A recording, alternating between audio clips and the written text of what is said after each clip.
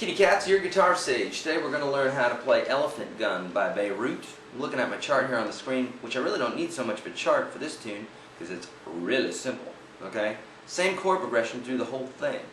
Okay, so I'm just going to go ahead, jump in, and start playing it, and then we're going to talk about the chords, the chord progression, and all that. There's really not a lot. This is probably going to be the shortest lesson that we got. Okay, but it's going to go something like this.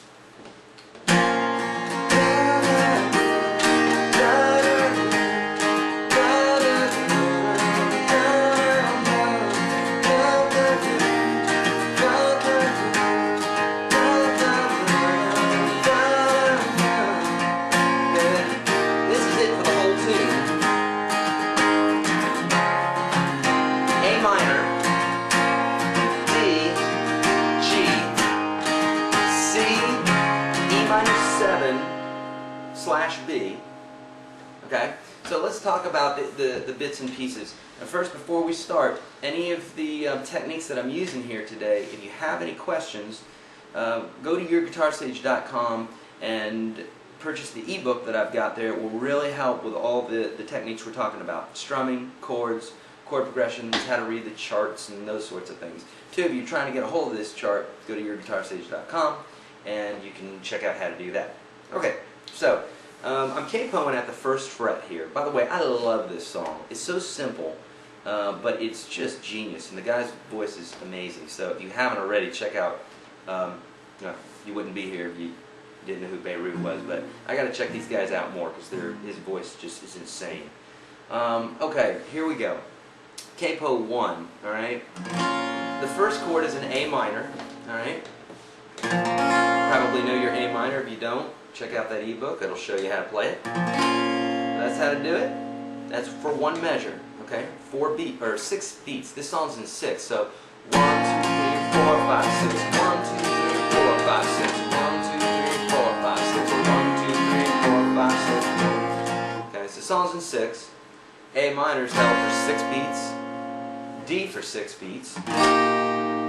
G for 6 beats. And then this split measure of C for 3 beats. The split measure is when we take 2 chords, split it amongst a measure. C for a measure, E minor 7, that's an E minor 7. Just take your second finger and put it right there on the second fret of the 5th string. But bring your thumb over to sans the low E there. We don't want it. Okay, and so that would put a B in the bass. So it's an E minor 7 / B. Meaning E minor 7 chord, but stick the B in the bass, not the E. That's the E, that's the B. So makes this nice little boom, boom, boom, boom, boom. If we didn't play it, it would sound like, which still isn't too bad, but that's not the idea in this song.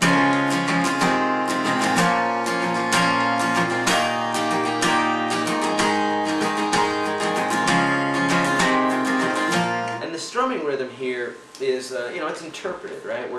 We're taking basically the sum of the entire song and bringing it down to one rhythm here. Okay, so I'm going to go over this since we've got some time here. I'm going to go over this rhythm slowly here for you so you get it. Okay.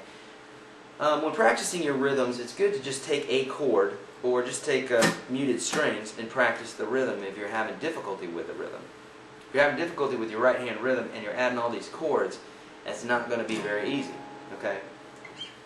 So take something out and just concentrate on your right hand.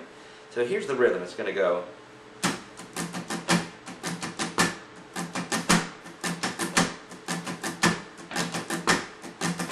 Okay, so it's like.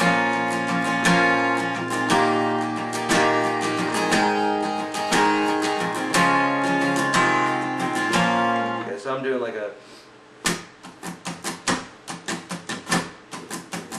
I'm doing a 1, 2, and 3, and, or let's see,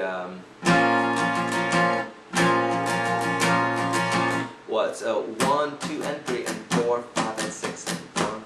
Okay, so let me slow it down. 1, 2, and 3, and 4, 5, and 6, and 1, 2, and 3, and 4, 5, and 6. Some of you are going to get that right away. Others of you might say, well, how do you know when to do an upbeat and when to do a down, or up strum and down strum? Your down strum should be on your numbers. So 1, let's see, 1, 2, and 3, and. Whenever I'm saying 1, 2, or 3, or 4, 5, and 6, my hand is going down. The ands are on the ups.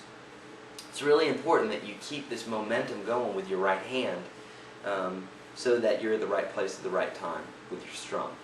Don't overthink it. It's actually fairly simple, but do it slowly. I find that sometimes strumming on the neck is a little bit easier for those of you that might have difficulty at first. So like 1, 2, and 3, and 4, 5, and 6. And if you can get that, then bring it down here. 1, 2, and 3, and 4, 5, and 6. And then just pick out one chord and do it. 1, 2, and 3, and 4, 5, and 6, and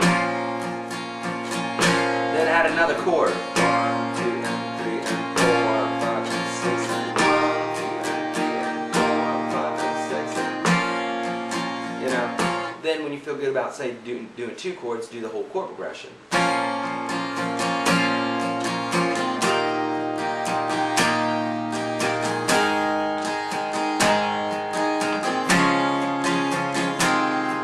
Once you feel good about doing it nice and slow, chord progression good, rhythm, all that, up to speed.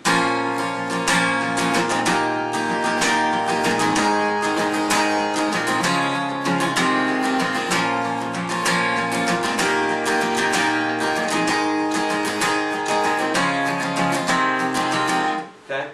Kids, that's it on this tune. Super easy. I love the tune. Check out the video here on YouTube if you haven't seen it. It's awesome.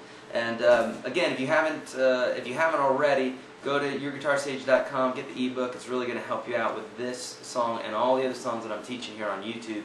If you haven't already, hit subscribe, and you haven't already, go to my channel and do a search on any artists and tunes that you might want to learn. Trying to put one up every day. Okay, kids, if you haven't already, hit subscribe. Upper left-hand button. I think it's over here somewhere. Hit it. All right, kids.